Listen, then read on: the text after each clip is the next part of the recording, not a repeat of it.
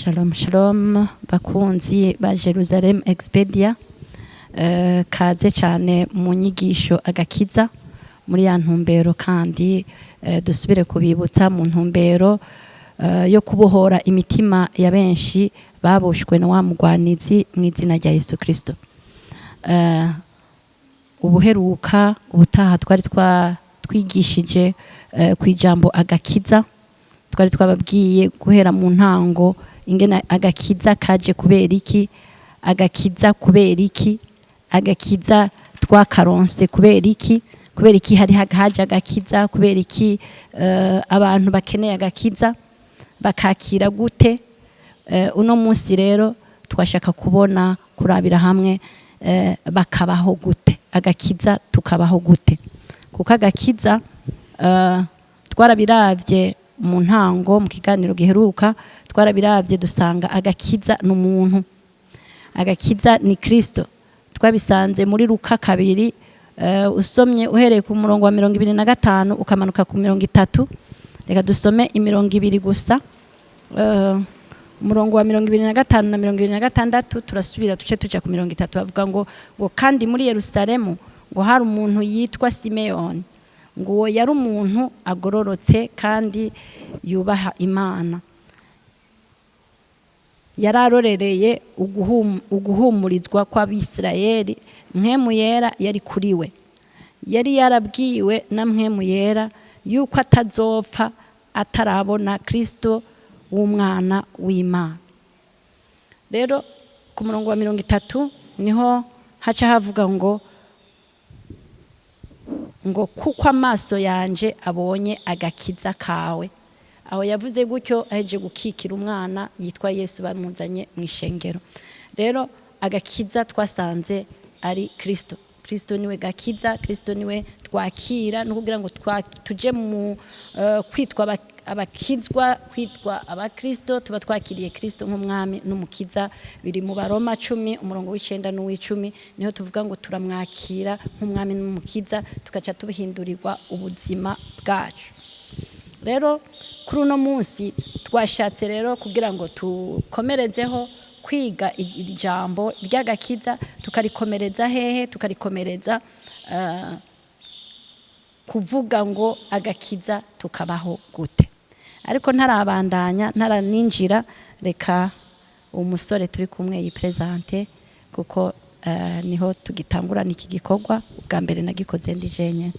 Shalom shalom bakunzi ba Jerusalem Expedia, ni Evangeliste Pacifique Nshimirimana kuva mu ishengero rya Yerusalemu mu Burundi, rikorera ku Mutakura ibarabara n'icenda inimero 40. Twizera ko muguwe neza aho muri hose, mwarahezegiwe cyane n'umunezero mwinshi kubana namwe. Amen. Amen. Reka rero tubandanye tuvuge rero kuri teme yacu y'uno munsi. Teme yacu y'uno munsi ivuga ngo kubaho ubuzima bw'agakiza. Kubaho ubuzima bw'agakiza, duhereye kuri iri jambo nyene riri muri Luka 2 umurongo wa 30, bivuga ngo kuko amaso yanje abonye agakiza kawe. No kuvuga ngo tuca tumenya ngo Mesiya uwo yaraje gukiza ni uwo mwana yavutse, uwo bari bazaniye Simeoni ngo amuhereze mu ishengero. Rero kubaho agakiza bisaba ibintu byinshi, bisaba kwitahura, bisaba kwimenya, bisaba kubuzi uwuri n'icurondera.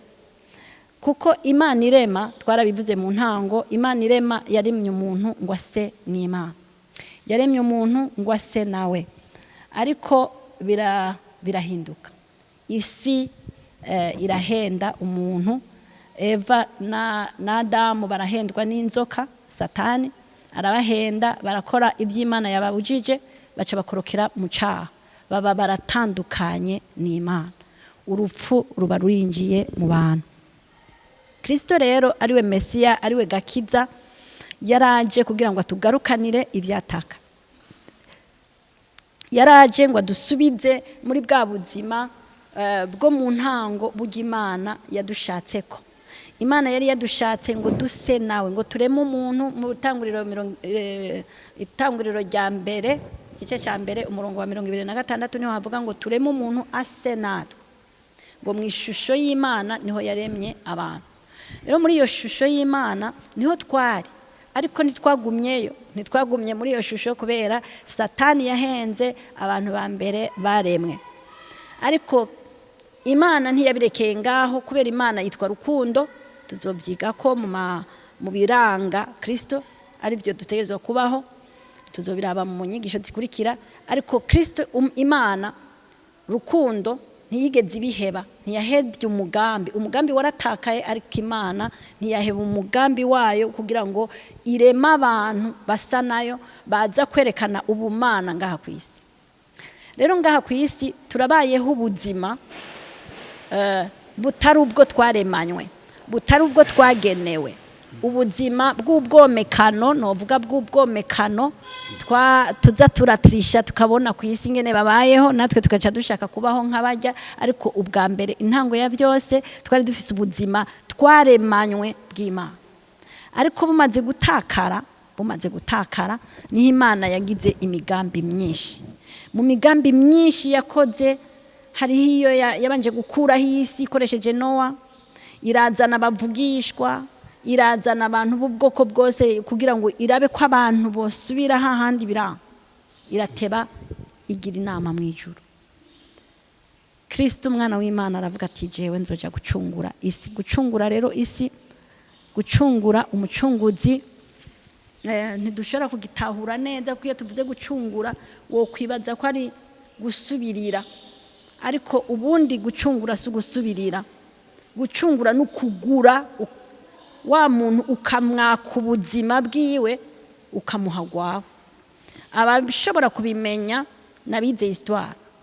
Abize histoire hariho ibintu byitwa seigneurie mu Gifaransa, n'ubugeregwa n'ubwami.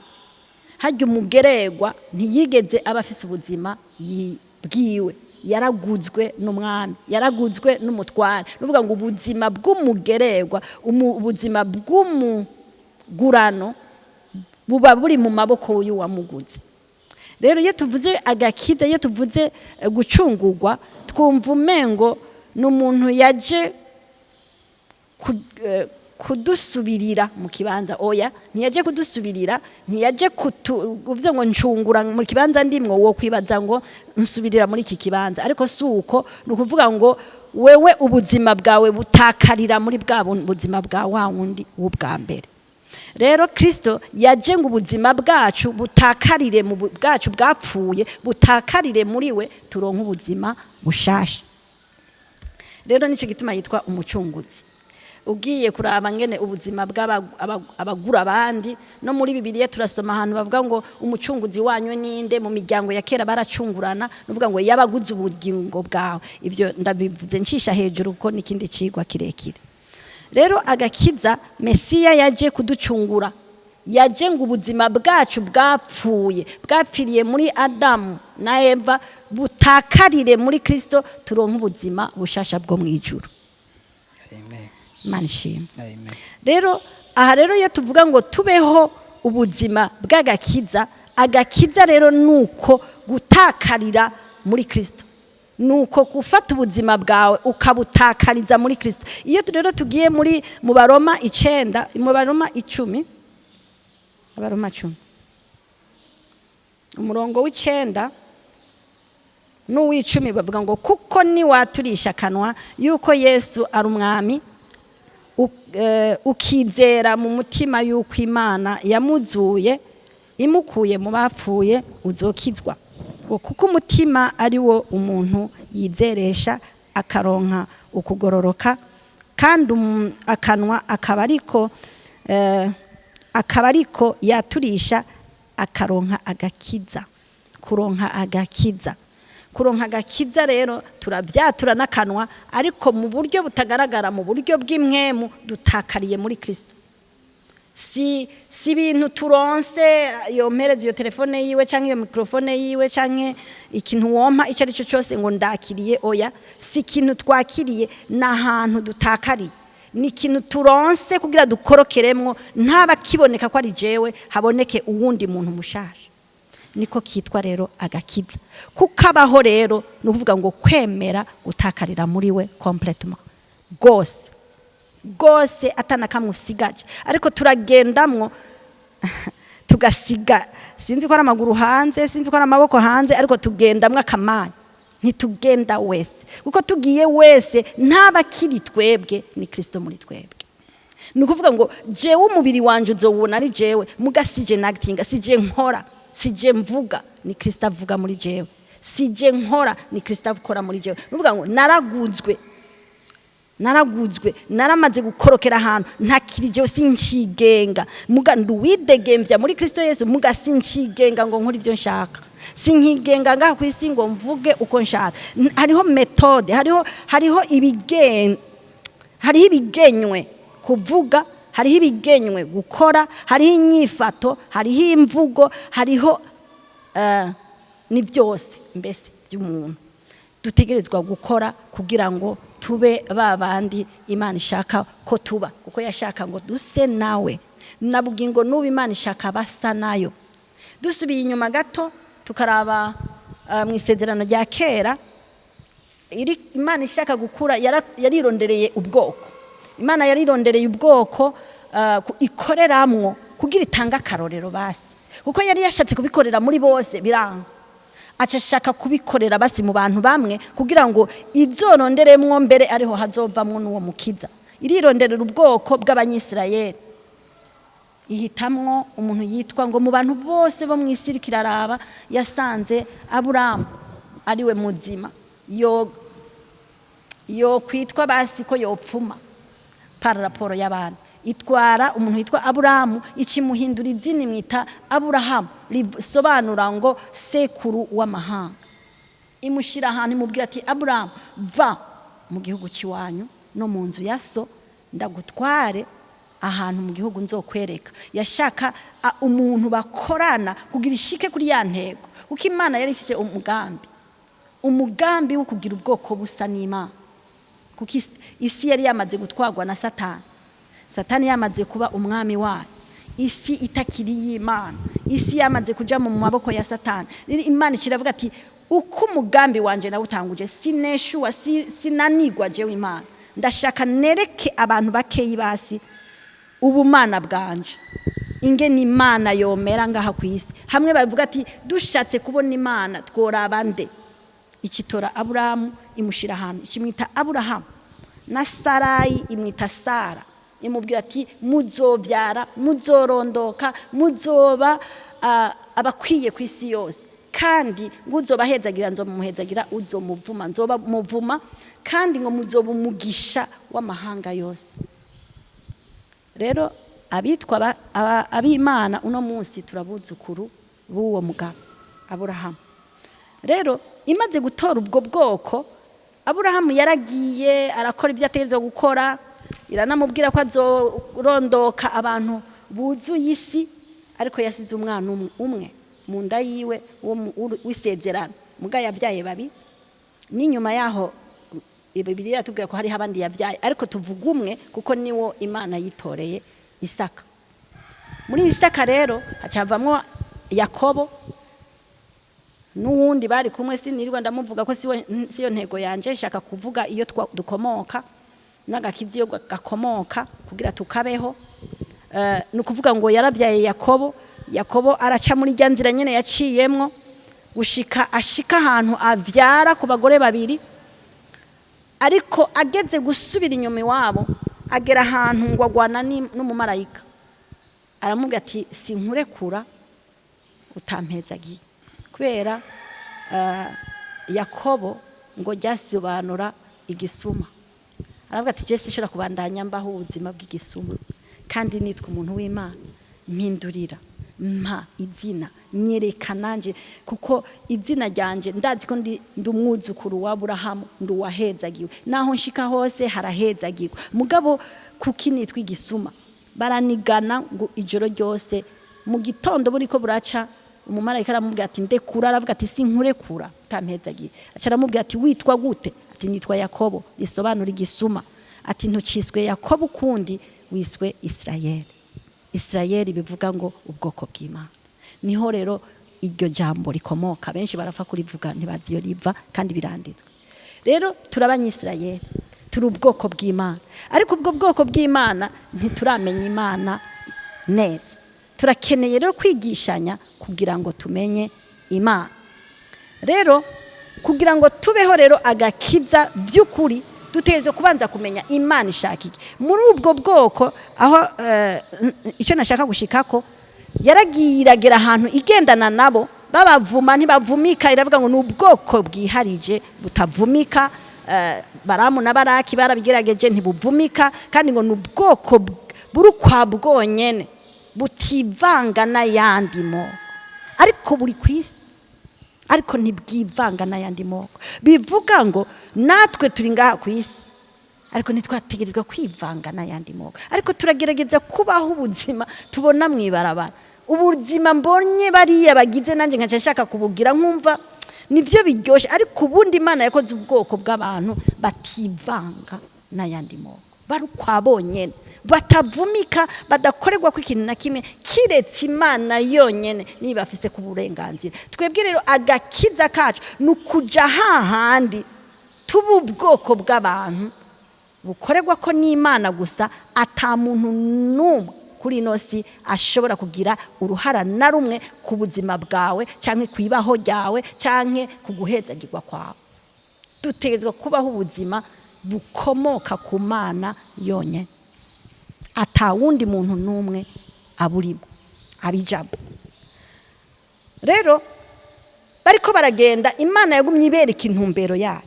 Iragera ahantu ija gutora Mose ku musozi kanaka, imubwira ati Mose, ngoma ndakugira Imana. Bivuga ko Imana itigeze iheba umugambi yuko abantu bayo ibagira Imana. Ngomba ndakugira Imana uje kunkurira abantu banje muri Egiputa, kuko abantu banyisirayeli nabo barageze ahantu nabo nyene baracanganikirwa, baraja mu buja, baja gukorera abandi, baratakaza ya ntumbero y'Imana. Ariko Imana yagumanye intumbero yayo yo kugarukana abantu bayo ku murongo. Icituma Mose ati Mose, genda unkurire bajya abantu muri Egiputa, ati amarira yabo yansanze mwijuru, nabonye kurira kwabo bararushe, genda bankurireyo baze kuri uwo musozi bansengeje w'Imana, ndabagira icyo nateguye kubagira. Imwita Imana. Mose yaracanganikiwe, aravyanka, aravuga ati wapi je sinshobora kuba Imana, je sinzi no kuvuga, ni histoire ndende. Ariko yaragiye. Amaze kugenda arabakurayo, amaze kubakurayo barashikira igihugu c'isezerano citwa Kanani, barakibamwo. Ariho hatevye haravayo rero umukiza, niho havutse rero umukiza muri ubwo bwoko. Nico nashaka gusubira inyuma kuvuga.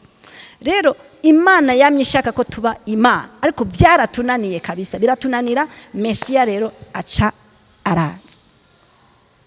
Nkiri ngaha rero Mesiya yaje,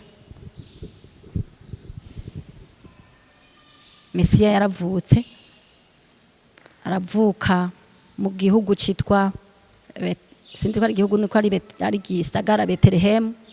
Avuka mu mama, mu mukobwa yitwa Mariya, mu buryo butangaje. Ariko uwo mu mama yari afise yari yahawe mission, yari yahawe mission y'ukurera ako gakiza, y'ukurera uwo mwana yitwa Gakiza, kugira ngo azoshike ku ntumbero neza atakimugoye, kuko ikintu cyose kiraregwa. Rero agakiza turonka imbere yuko tukabaho tubanza kukarera. Nico gituma abantu benshi dupfa turakakira, tukaca twumva ni nk'amazi yo kunywa canke ibiharage byo kurya, tukaca twibandaniriza twibaza ngo biraheze. Or hariho ukuntu tukarera. Agakiza ntushobora kukabaho utakakiriye ngo ukarere, niho bipfira byose. Rero reka mpe evangeliste avuge gatoyi kuri ibyo byo kukarera. Abandanya mukanya. Umuvyeyi akavuze neza cyane gose, agakiza yagaciye hirya no hino, araduga aramanuka, kandi nizera yuko sero n'ingene uri kurakurikirana hari ukuntu kanaka biriko birahinduka muri wewe. Ariko kandi Bibiliya nikunda kuvuga ngo ko umuntu yiyumvira ni kwari, kandi uko kuntu hari bisobanura ngo indani ni kwameze. Rero agakiza ni kimwe mu bintu canke nk'ihinguriro Imana yashaka ko ducamwo ikaba nka produit tukacika produit Imana ishaka myandi majambo ikintu Imana ishaka bisigura ngo ico kintu Imana ishaka ari ikibanza igishakamwo sahariho hose hari ahantu kanaka utegezwa kuburi hari ukuntu kanaka utegezwa kubumeze hari ukuntu abantu benshi bakunda kuvuga ngo tuvuze ngo kwatura canke kwakira ngo biratandukanye bakavuga ngo twatura ivyaha ariko kandi mbega kugira ngo agakiza bikunde ndagashikemwo bimeze gute hari ukuntu kanaka ijambo rivuga ngo turatura mugabo twatura iki ko Yesu ari umwami hanyuma duheje kwatura ntibiheze ntibisigura ngo turahejeje oya suvuga ngo ndaheje kuvuga ndagiye ariko kandi ivyo nyene mpejeje gukora bitegerezwa ndatanguye ndavutse ubundi ndavutse ndi mushasha muri ako karere bisigura ngo nta kintu na kimwe nzi ahubwo ngoma ntangure kurererwa muri uwo murongo w'abazi kuko kenshi twibaza yuko biheze hamashaka tugenda bo nubaza warakiriye agakiza kugira ati narakiriye agakiza sebo wonda akakubwira ati byagenze gute ati navuze ukuntu mwami Yesu ndakwakiriye ariko kandi ivyo bintu ugasanga abifise uko nyene mwibarabara abitemberana uko nyene ni vyandiko yumvise n'amakuru afise uko nyene mbere yaranabikoreye ko ariko kandi mbega tuvuze ngo ayo makuru ko wayumvise uyabayeho gute uyabereyeho hehe kuko hari kibanza kanaka utegezwa kuburimwo hari ukuntu kanaka utegezwa kubumeze hari ukuntu kanaka utegezwa kubusa mbega sagute vyabereye he simwibarabara oya sahariho hose oya ntegezwa kumenya ati aya makuru nakiriye ko Yesu ari umwami n'umukiza ndayatwara gute ndayabaho gute bayabaho gute ikibazo abakristo duhura nuko tutazi nyene tuyabaho twitwa abakristo kwizina muga bitegezwa kuba indani bitegezwa guhera indani bitegezwa kuba ubuzima bududubiza indani hama bugasokorokera hanze ico gisokorokera hanze ni cyahereye kuba indani ni ya produit Imana ishaka komba ni ya produit Imana ishaka kuba nico gituma bayiko bavuga ngo kwakira agakiza tukongera tukavuga twace turenza ko ngo ingene bakabaho si bindi bintu bikomeye cyane nkaho umenga nibishasha kuri wewe warubizi gusa nuko utazi ingene ubigenderamo rero katwisunge kino cyandiko cyane cyane ko Bibiliya ari jambo ryahometswe n'Imana kandi rifise ubushobozi n'ububasha bwo kuturera kudukomeza no kutwigisha mu burere bwose Abaroma 5 umurongo w'8 aho bavuga ngo ariko Imana yatweretse urukundo rwayo dukunda kuko Kristo yadupfiriye tukiri abanyavyaha ndasubiramo ariko Imana yatweretse urukundo rwayo idukunda kuko Kristo yadupfiriye tukiri abanyavyaha Kristo yadupfiriye tukiri abanyavyaha bisigura ngo hari kibanza ndimwo mugabe ico kibanza Imana yabonye ko ntabereye kuba muri ico kibanza muga naho ntabereye kuba muri ico kibanza ntibisigura kwiza kureka kuncungura cyaye kwiza kureka guserura agakiza no agakiza yaza kugaserura mugabo aho hantu nyene igwa migaserurire aho hantu isanze nihidashaka komba ariko ubwa mbere imanzi kagaserura yeje kugaserura hanyuma kaje kugira kaje kunkura aho hantu kagomba kashikana handi hantu muga aho handi hantu ngomba ngende ngomba ndegwe mu bundi buryo ngomba mere ukundi kuntu kanaka naho naje nsa kurya naho Imana yansanze kuri ya kuntu mugabo hari uko ishaka komera hari uko ishaka konsa cyo gituma bango Imana itwereka urukundo muga ugo rukundo hari ahantu twereka tukiri nireka kutwereka urukundo oya ariko kandi hari uburundi bushobozi buhari bwinyegeje inyuma y'ugo rukundo bwitwa gakiza mugabo aho gakiza nyene n'ubuzima n'umuntu Imana indungikiye aje kumfata ukuboko hari ahandi hantu agomba ntware mugabo ahantu agomba ntware niho Imana ishaka komba niho Imana ishaka ko ngerera, niho Imana ishaka ko ngendera. Rero abakristo benshi tumaze kumenya ibyo bintu ko Imana yasesekaje agakiza kuri twebwe, turakwiye kwibaza ngo mbega ndacyari muri cya kibanza nyene canke narimutse ndahantu Imana ishaka? Mbega ahantu Imana ishaka komba hameze gute? Ahantu Imana ishaka ko ngendera haba hasa gute? Nobibaho gute? Nobigenderamwo gute? Kuko tubifata nka ambiance ko twitwa abakristo ni sawa, umenga vyarangiye, none ntivyarangiye. Aho kandi hari indi nzira, hari ukundi kuntu. Imana ishimwe cyane. Cyo gituma umuvyeyi arashobora kutubwira aho hantu mbega ni he dushobora kurererwa, ni he twobigenza gute, twobibaho gute. Amen, amen. Arakoze pasi kuko ari akantu yongeyeko. Rero agakiza, iyo turonsa agakiza n'umwana avuka muri twebwe, arafise ahavukira, yabivuze, n'ishengero. Ishengero n'umuryango. Agakiza si mwibarabara. Agakiza hari umuntu avuga ngo je narakijijwe, mugabo ukarondera aho wo mubariza ukahabura, ntagira harangwa. Ni nk'umwana yaravutse muga ntagira muhira, ni umwana wo mwibarabara. Baca mu Kirundi baca babita, sinzi ko ari Kirundi, muramfasha bw'ibidoma, sinzi. Yego bavuga ngo ni bidoma, muga je gushika no munsi sinzi ko idoma ari Kirundi, muga babita ibidoma. N'abana bo mwibarabara. Abana bo mwibarabara rero ntibagira aho barangwa, nta kazoza bafise, nta cumwitezeko, nta kintu na kimwe azorangwa canke ngo abazwe, naho yonona ntaho umubariza, ntaho uja kumuronderera. Rero na Mugakiza nico kimwe.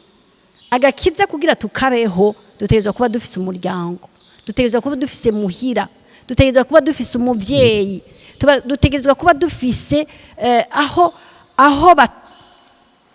batubariza. Nitwe twakoze byiza baza kudushimira aho hantu, canke twakoze bibi baza kutubariza aho hantu. Dutegerezwa kuba dufise aho tuba, abavyeyi baturera. Rero Kristo nico gituma Kristo yavutse mu muryango, avuka mu muryango. Mariya yitwa nyina we yitwa Mariya, uwamurenze nka papa we yitwa Yosefu. Araregwa, aravuka, araregwa, arakura, ageze ku myaka 12 aribaza ngo yakuze, kuko ubwenge umwana 12 abatanguye adolescence y'abana hagira atangwe acatangura kwibaza ko akantu karuta abantu bose, ukitangura no kukubwira ko ibintu byose abizi. Nawe yarabaye ubwo buzima, turabibona muri Mariko 3. Mariko 3 hari ahantu batwebwira ngene bagiye ahantu baje gusengera, ahantu bigaba iminsi yose, bagenda rimwe mu mwaka bakagenda gusenga bajanye n'amashikanwa. Hanyuma ico gihe Yesu yumvirije ngene bigisha, kubera umwana ageze kuri 12 yumva umengo yabishoboye, yabimenye, ubwenge bwakuze bwabaye bwinshi, acatangura no kukubwira ngo wewe ntavyuzi mama canke grand frère, acatangura kukwereka ko atacuzi, akakwereka ko wewe aravyumva cyane kukurusha, yo nabikurusha. Rero nawe yaravyumvise ngene bigisha, arabafenta barataha, bageze imbere carakata agaruka muri bo. Agarutse muri babatama bishengero ngo abari ngaho, tubisome muri Mariko 3 umurongo wa 31 dushike kuri 33. Ngo maze nyina na bene nyina baraza batuma kumuhamagara, bahagaze hanze. Ishengero ryari ryicaye rimukikije, maze baramubwira baterega umuvyeyi wawe na barumuna bawe bari hanze barakurondera. Yesu nawe carabishura ngo nawe arababaza ati mama ninde canke bene mama ni bande? Yeraguza amaso abari bicaye impande zose bamukikije ati ngaba mama na bene mama. Uvuga iki? We yari yamaze kumenya sindi uwo ku isi je namenye uwondi bariko barigisha nitahuye akivuka yari uruyoya nk'abandi bose ariko uko akura niko yagiye arakira ubwenge bw'ijuru yagiye aramenya ndinde hama uko bagenda gusenga agasanga arimenye kuri 12 ans yarabitamwo ati je ndagiye yitemwo nyene ariko kubera umuvyeyi ari hamwe nababwira nti umuntu wese ategerezwa kugira umuvyeyi aramenya ati ntiharagera ndacamureze ndacamutumbereza ndacamushize ku murongo ndacamwigisha utuna turiya ategerezwa kumenya isi ategerezwa kumenya icamuzanye kuko akivuka Maria batubwira yuko ngo igihe cyose abavugishwa baguma baza kumubwira ibya Yesu ngo akaguma bibika ku mutima bivuga ko muri ibyo majambo menshi yararonse ama instruction y'ingena murera yararonse ingene amworiyana rero arabona ko atakaye hataragera acaraza aramubwira aha nuko bibiri yitatubwira neza nibaza ngo yaranamushwaniye yaranamukariye n'agashwabishwa bashora kuba yaragacishije ko nyene kumurera kuko yarakira umwana abunga ati suko rero Mugakiza turakeneye ahantu badurera ahantu badukubita ahantu batubwira ati sivyo ati cyaha tugende cha muri iyi nzira bigire gutya agakiza rero katarezwe kavamwe ibidoma ariko agakiza karezwe kavamwo abakristo no kuvuga abantu bazi ico Kristo ariko arakora bazi ico Kristo yaje gukora rero mwishengero niho dufise abavyeyi mwishengero niho dufise bakuru bacu batoyi bacu niho twigira indero niho twiga byose uko Kristo Imana yashatse ishengero ko riba umuryango w'abantu b'Imana mwishengero rero umuryango wamufise abavyeyi abana bakuru barafasha kurera batoyi n'abatoyi bagakurira mu kibano nyene bakamenya ivyo ngaho rero ishengero agakiza ubwa mbere utegerezwa kumenya ko karererwa mu ishengero ukabaho mu ishengero wakakiri wavukiyemwo ico nico kintu cambere umuntu wese ategerezwa kumenya kuko abantu benshi barajuragiritse umuntu aravukira mu gakiza ngaha akaca kubwira ngo niyumvisemwo ngo ngaha sindahiyumva akakubwira ngo ngaha numva wapi kabisa ngo numva no kunguruza ariko mu muryango sindabona umwana avuka ngo yumve ngo ndunguruje ngo ngiye hariya kwa data wacu canke kwa senge canke kwa marume sindumva umwana avuga ngo ngiye kurererwa handi agifise umuryango agifise umuvyeyi agifise umureze nico gituma kuba hagakiza bisaba ubwenge ariko kandi twari twarabuhawe muri Kristo Yesu dutegerezwa rero kumenya yuko twabaye abana mu muryango tubisome muri Yohana 1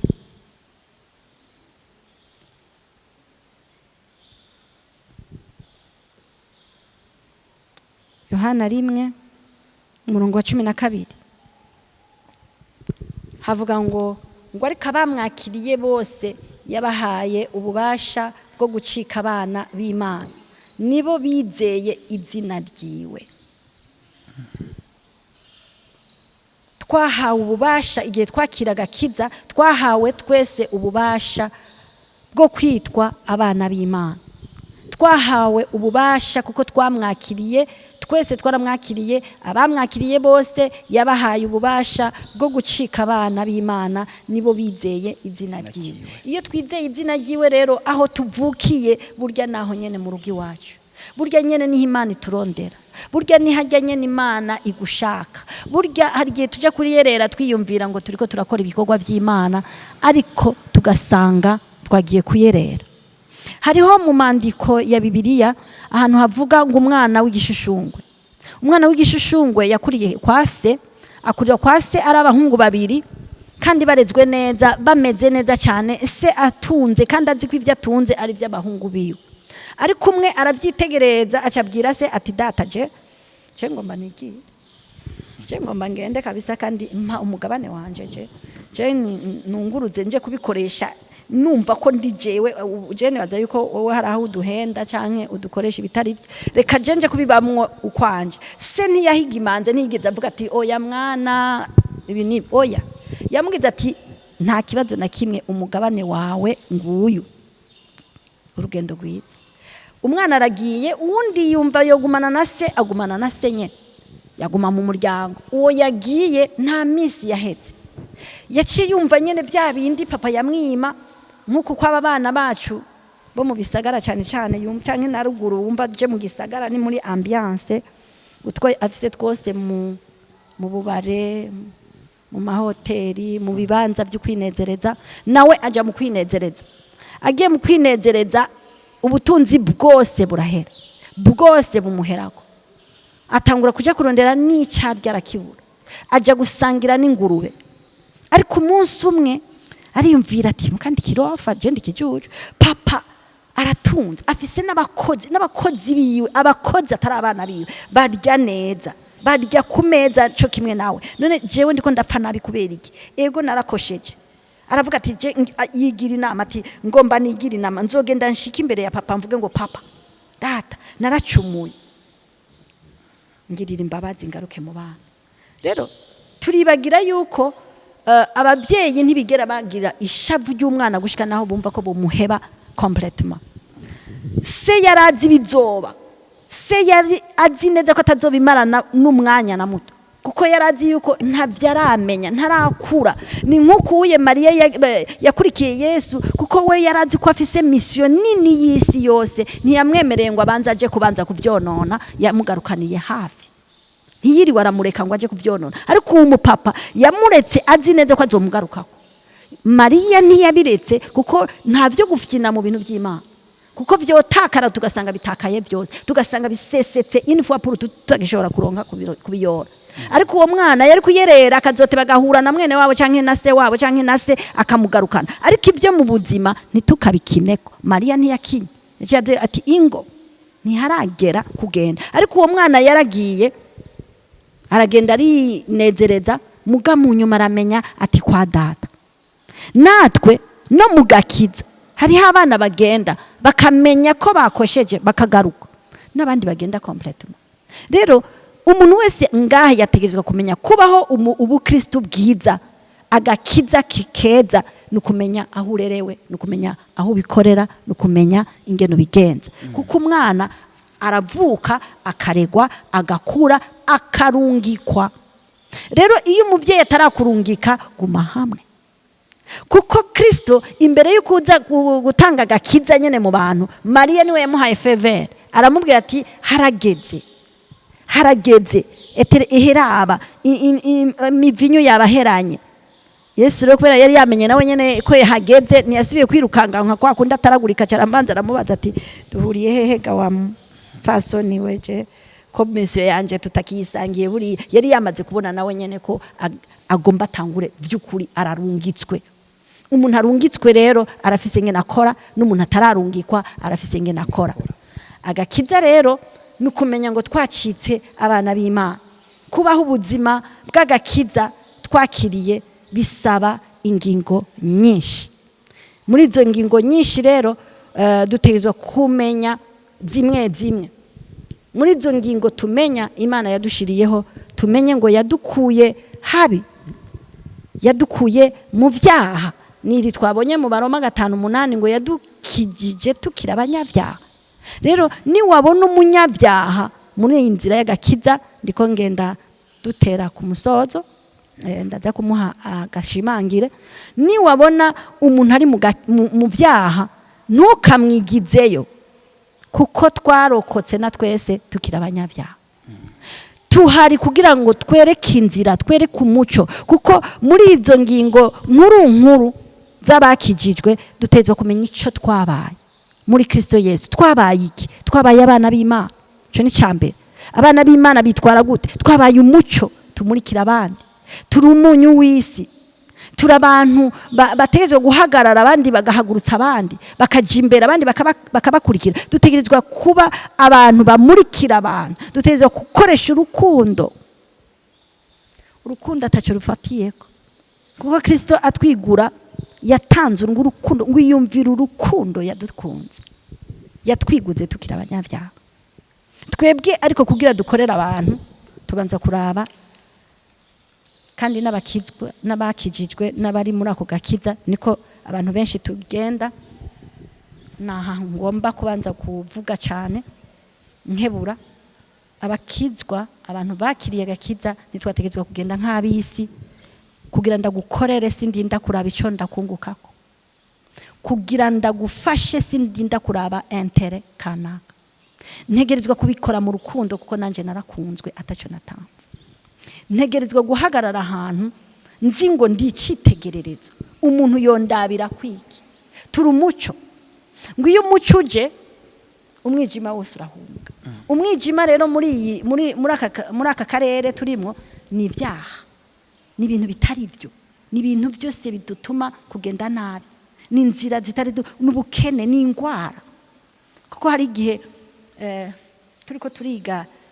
ibiranga Kristo ngo yarashishaguritse ngo dukira ingwara yigize umworo ngo tuba abatunzi utwo tuntu tubiri turatsitaza abantu iyo tuvuze ngo ntitugwara unajavuga ngo ntufise umubiri nk'uw'abandi